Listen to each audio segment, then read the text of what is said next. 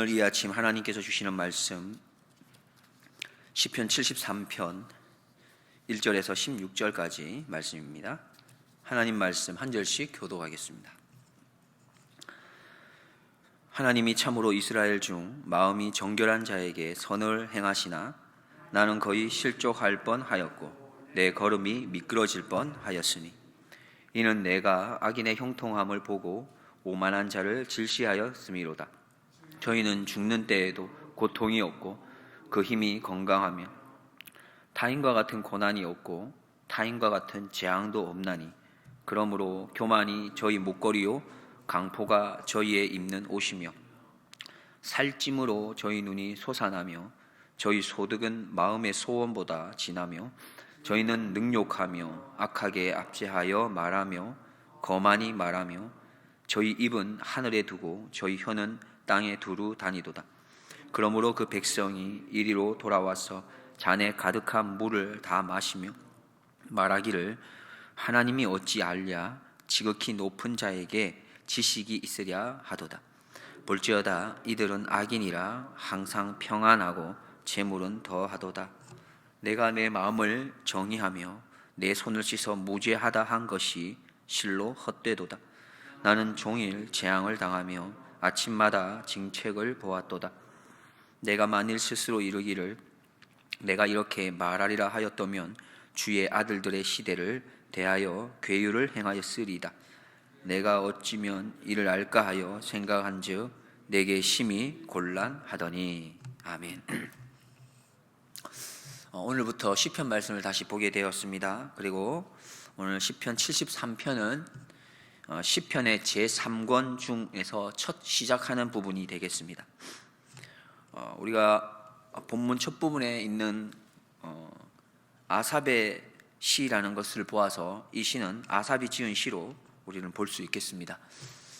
아삽은 시편에서 12편을 지었고요. 오늘 본문 73편부터 83편까지 그리고 50편을 지었습니다. 오늘 본문 말씀에 해당하는 73편의 전반부인 1절부터 16절까지의 말씀에는 악인이 이렇게 형통하다고 하는 이 현실을 지켜보면서 이 시인이 내적으로 많은 갈등을 겪게 되는 그러한 내용들을 오늘 표현하고 있습니다. 1절부터 우리가 한번 살펴보겠는데 1절에 보시면 하나님이 참으로 이스라엘 중 마음이 정결한 자에게 선을 행하시나 했습니다. 다시 말해 하나님은 선하시다라는 것이죠. 그것으로 시작하고 있습니다. 그 선하신 하나님께서 첫 번째 그 선을 베푸실 대상을 말씀하고 있는데 누구라고 하냐 하면 바로 이스라엘이라 말씀합니다. 즉 하나님께서는 이스라엘 언약 백성을 향해서 특별한 관심과 사랑을 가지고 계심을 우리는 알 수 있습니다.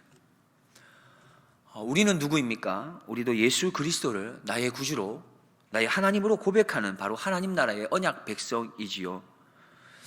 요한복음 1장 12절에 영접하는 자, 곧 그 이름을 믿는 자들에게는 하나님의 자녀가 되는 권세를 주신다 약속해 주셨습니다.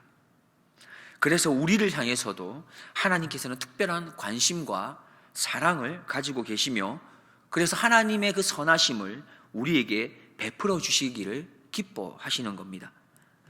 그런데 오늘 본문에서 이어서 무엇이라 말씀합니까? 이스라엘 중 마음이 정결한 자에게 선을 행하시나 라고 말씀합니다.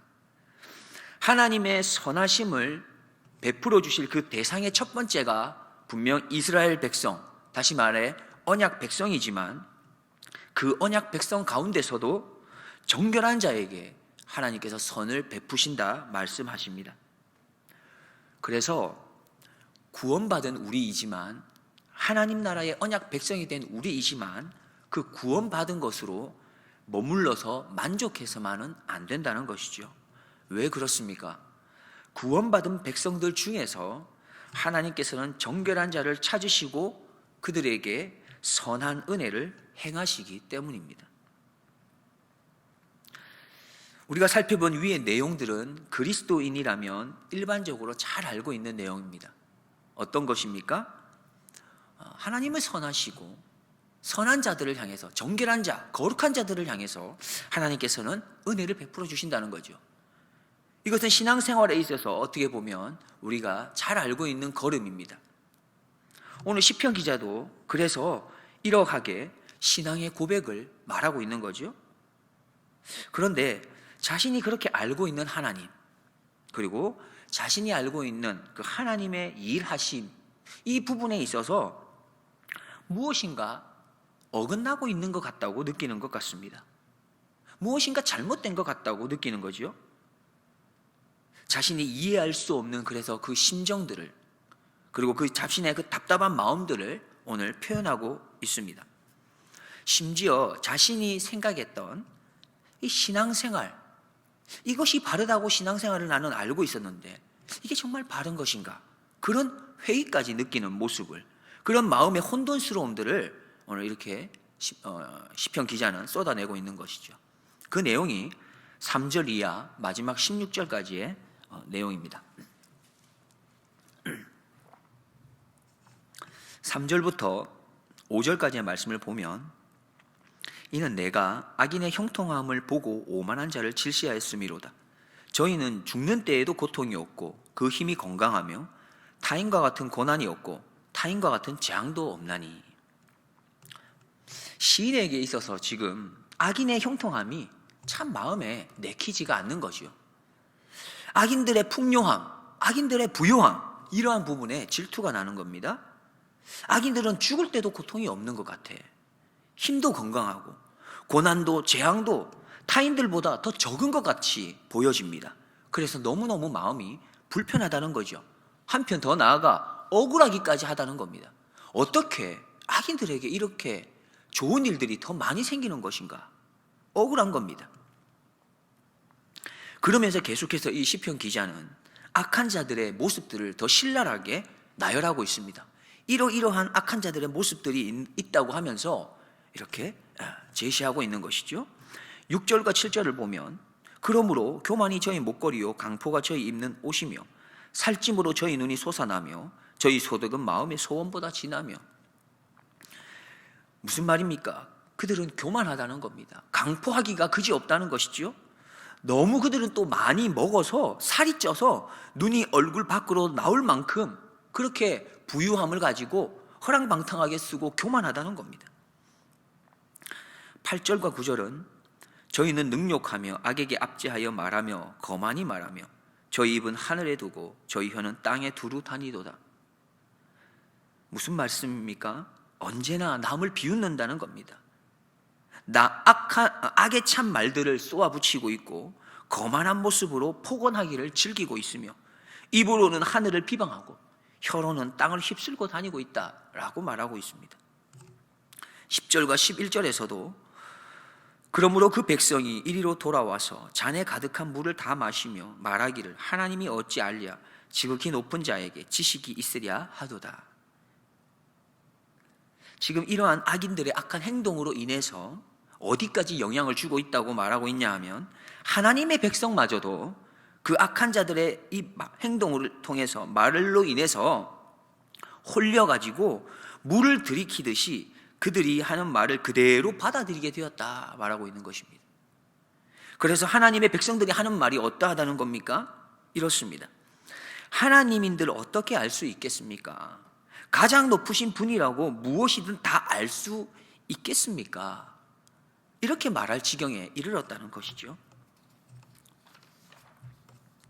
12절에 보면 볼지어다 이들은 악인이라 항상 평안하고 재물은 더하도다. 그런데도 불구하고 악한 자들이 이렇게 행포를 부리는데도 불구하고 어떻다는 겁니까? 그런데도 불구하고 악인들은 항상 평안하다는 겁니다. 재물은 점점 더해간다는 거죠. 13절 14절입니다. 내가 내 마음을 정의하며 내 손을 씻어 무죄하다 한 것이 실로 헛되도다. 나는 종일 재앙을 당하며 아침마다 징책을 보았도다. 이렇게 악인들은 항상 평안하고 재물도 더해가는데 하나님, 도리어 나를 한번 보십시오. 지금까지 제가 얼마나 하나님을 위해 정결하고 깨끗하게 살기 위해 힘쓰고 애썼습니까? 그럼에도 불구하고 저에게 다가오는 것은 온종일 재앙만 있지 않습니까? 아침마다 징책이 있지 않습니까? 그러면서 말하고 있습니다. 그러면서 자신의 그 정결함을 위해서 몸부림친 것이 도리어 허사인 건 아닙니까? 내가 엉뚱한 일을 하고 있는 건 아닙니까? 하고 탄식을 쏟아놓습니다. 15절을 보면 내가 만일 스스로 이르기를 내가 이렇게 말하리라 하였다면 주의 아들들의 시대를 대하여 계율을 행하였으리다. 이 말은 이렇습니다. 나도 그들처럼 살아야지 라고 했다면, 그렇게 말했다면, 그랬다면 나는 주님의 자녀들을 배신하는 일을 하였을 것입니다 라는 거죠. 무슨 말입니까? 도무지 이해하기 힘든 지금 답답한 심정 가운데 있지만, 그래서 마음에서는 아니 나도 이제는 그들처럼 그냥 살아볼까? 그런 유혹도 들었지만 그 유혹에 그가 넘어가지 아니했다라고 말하고 있습니다. 시인은 이렇게 힘겨운 상황 속에서 마음에 여러 가지 내적 갈등에 있음에도 불구하고 그는 넘어지지는 아니했다고 오늘 본문에서 말하고 있는 거죠. 그리고 이 표현은 오늘 본문 시작 부분에 다시 한번 먼저 선포하고 시작했던 것을 알 수 있습니다. 우리가 2절 말씀을 같이 한번 보겠습니다. 다시 앞으로 돌아가서 2절 말씀을 보시면 같이 보겠습니다. 나는 거의 실족할 뻔하였고 내 걸음이 미끄러질 뻔하였으니. 무슨 말입니까? 뭐뭐 할 뻔했다는 것은 했다는 것입니까? 안 했다는 것입니까? 안 했다는 것이죠. 그는 오늘 시편을 시작하는 첫 부분에서 이미 말을 했습니다. 내가 실족할 뻔했다. 내가 미끄러 넘어질 뻔했다. 그러나 나는 실족하지 않았고 넘어지지 않았다고 그는 선포하고 있습니다. 그러면 이 시인은 어떻게 이 내적 갈등을 해결할 수 있었을까요? 어떻게 실족하지 않고 넘어지지 않았겠습니까? 사실 16절 말씀을 보면은 이 자신이 할 수 있는 데까지 최선을 다해서 지금 이거 얽혀있는 이 문제들을 해결해 보기 위해 깊이 생각도 해보았다라고 말합니다. 그럼에도 불구하고 자신이 이것을 풀어내기에는 역부족이었다라고 고백하고 있습니다. 그렇다면 이 문제의 해답을 그는 어디서 찾았던 것일까요? 사실 이것에 대한 해답은 오늘 본문이 아닌 내일 새벽 본문 말씀에 나타납니다. 잠시만 우리가 살펴보면 17절 말씀에서 알 수 있어요. 17절 말씀만 한번 보겠습니다. 같이 봅니다. 하나님의 성소에 들어갈 때에야 저희 결국을 내가 깨달았나이다. 이 해답을 어디서 찾았다고 그가 말하고 있습니까? 하나님의 성소에 들어갔을 때 깨달았다. 여기에 대한 자세한 내용은 제가 잠시 두고 오늘 본문을 통해서 한 가지 묵상할 부분을 잡아내고자 합니다. 3절 말씀을 한번 같이 보겠습니다. 3절 말씀 같이 봅니다. 이는 내가 악인의 형통함을 보고 오만한 자를 질시하였음이로다. 여기에서 보면 오만한 자를 질시했다는 것은 악인들이 누리는 그 평안함을 보면서 부러워했던 것을 말하고 있습니다. 그러면 우리는 여기에서 3절 말씀에서 왜 이 시인이 이렇게 내적 갈등을 가지면서 힘든 시간을 보낼 수밖에 없었는지 그 이유를 우리는 발견할 수가 있습니다. 우리가 잘 아는 베드로를 잠깐 생각해 보겠습니다. 베드로가 물 위를 걸어오는 예수님을 보았죠. 그리고는 자신도 어떻게 합니까? 배에서 뛰어내려서 물 위를 걷게 됩니다. 그런데 우리가 잘 아는 것처럼 그 베드로가 계속해서 물 위를 걸었습니까? 빠지고 말았습니다. 그 이유를 우리가 알고 있습니다. 이유는 바로 그는 바람을 보고 무서워서 빠졌다고 합니다. 하나님을 보아야 하는 시선이 악인을 향해 있을 때 이 시인은 결국 내적 갈등을 일으킨 겁니다. 3절을 읽어보았는데 이는 내가 악인의 무엇을 보았다는 겁니까? 형통함을 보았다는 겁니다. 하나님을 보아야 할 그 시선이 누구를 향했다는 것이죠? 악인들을 바라보는 시선의 초점이 바뀌어진 것입니다. 그러니까 무엇이 보이기 시작한 겁니까? 악인들이 가지고 있는 형통함들이 보이기 시작한 것이죠. 그러면서 나에게는 그 형통함이 없다고 생각하는 겁니다. 그래서 악인들을 부러워하기까지 이르게 된 것이죠. 이런 말이 있습니다. 아마 들어보셨을 텐데 부러워하면 지는 거다 했습니다.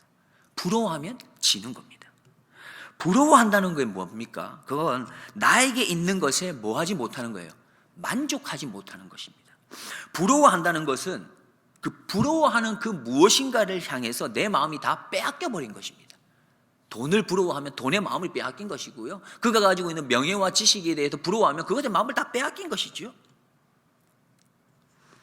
우리가 하나님을 아버지로 모신 자들 아닙니까? 우리는 하나님의 자녀가 아닙니까? 우리는 하나님의 나라의 그 모든 것들을 누릴 수 있는 상속자들이 아닙니까? 우리는 그렇다면 다른 그 어떠한 것도 부러워하지 않을 수 있는 거 아니겠습니까? 부러워할 이유가 없는 것이죠. 왜 그렇습니까? 나에게 있는 것이 가장 귀하고 값지고 풍성하다는 것을 알기 때문입니다. 지금 시인은 바라보아야 할 것에 잠시 눈을 돌이켰습니다. 돌렸던 것이죠. 그는 그래서 자신이 지금 어디에 속해 있는지를 잊어버렸습니다. 그래서 악한 자들의 형통함이 자신이 소유하고 있는 것보다 더 크게 보이게 된 것입니다. 우리는 시선을 어디에 두시겠습니까? 어디에 시선을 두고 생활하고 계십니까? 하나님만을 바라보는 시선은 세상의 그 어떤 것도 부러워하지 않습니다. 다른 것에 마음이 빼앗기지 않습니다. 사실 베드로를 보면 예수님께서 내가 너를 사랑하느냐 나중에 부활하신 후에 찾아오시지 않습니까? 그리고 베드로가 뭐라고 대답하죠? 3번이나 나는 주님을 사랑한다라고 그렇게 대답을 합니다. 그런데 이 상황 가운데서 베드로는 또 한 번 그의 시선이 주님이 아닌 다른 곳으로 옮겨지는 것을 봅니다. 요한복음 21장 18절 이하 22절 말씀을 제가 잠깐 읽어드립니다. 내가 진실로 진실로 내게 이르노니 젊어서는 내가 스스로 띠띠고 원하는 곳으로 다녔거니와 늙어서는 내 팔을 벌리리니 남이 내게 띠띠우고 원치 아니하는 곳으로 데려가리라. 이 말씀을 하심은 베드로가 어떠한 죽음으로 하나님께 영광을 돌릴 것을 가르치심이로라. 이 말씀을 하시고 베드로에게 이르시되 나를 따르라 하시니 베드로가 돌이켜 예수의 사랑하시는 그 제자가 따르는 것을 보니 그는 만찬석에서 예수의 품에 의지하여 주여 주를 파는 자가 누구오니까 묻던 자러라. 이에 베드로가 그를 보고 예수께 여짜오되 주여 이 사람은 어떻게 되겠삼나이까? 예수께서 가라사대 내가 올 때까지 그를 머물게 하고자 할지라도 내게 무슨 상관이냐? 너는 나를 따르라 하시더라. 어떻습니까? 베드로는 예수님께서 나를 따르라 라고 하는 그 말씀 앞에서 즉각 아멘이라고 이야기하지 못합니다. 도리어 뭐라고 합니까? 자기 주변에 있는 제자 한 사람이 눈에 들어옵니다. 요한입니다. 요한은 주님 어떻게 되는 겁니까? 자신은 주님을 따르는데 그렇다면 요한은 주님을 따르지 않아도 됩니까? 왜 저에게만 얘기하시는 거죠? 그는 어떻게 되는 것입니까? 그렇게 묻고 있습니다. 다시 말해 자신과 요한을 비교하고 묻는 것이죠. 그때 예수님이 뭐라고 대답하십니까? 22절에 보시면 내가 올 때까지 그를 머무게 하고자 할지라도 내하고는 뭐합니까? 무슨 상관이 있냐? 무슨 말씀입니까? 요한의 인생은 요한이 가는 길은 너가 상관할 일이 아니라 그건 하나님하고 관계에 있다는 겁니다. 우리는 타인에게 얼마나 관심이 많은지 모릅니다. 그런데 사실 우리가 남이 어떻게 되는 것에 그렇게 관심을 많이 가질 이유가 없는 것이죠. 왜요? 그의 인생, 그의 삶은 그의 앞으로 걸어갈 길은 하나님하고 관계된 것입니다.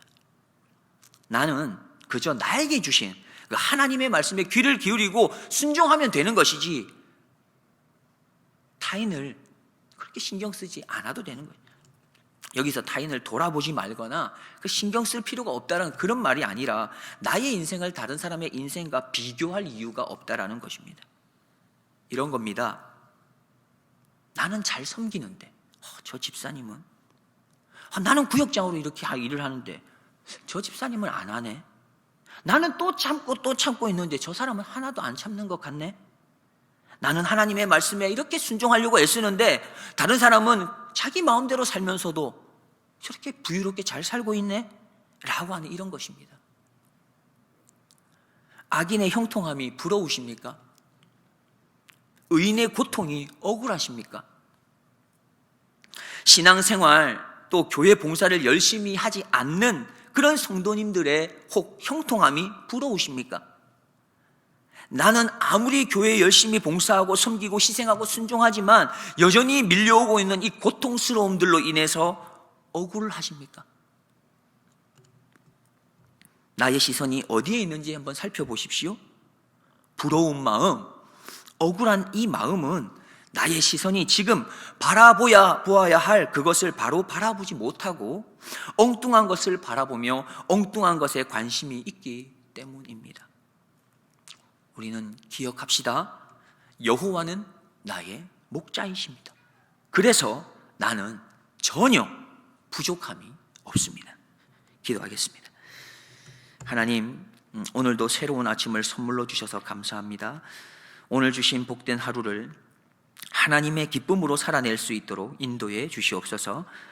나의 시선을 죽기까지 나를 사랑하신 예수님에게 두게 하시어 악인들의 형통을 조금도 부러워하지 않게 하시며 나의 시선을 하나님 나라에 두게 하시어 어떤 고통과 시련 속에서도 억울해하지 않게 하옵소서.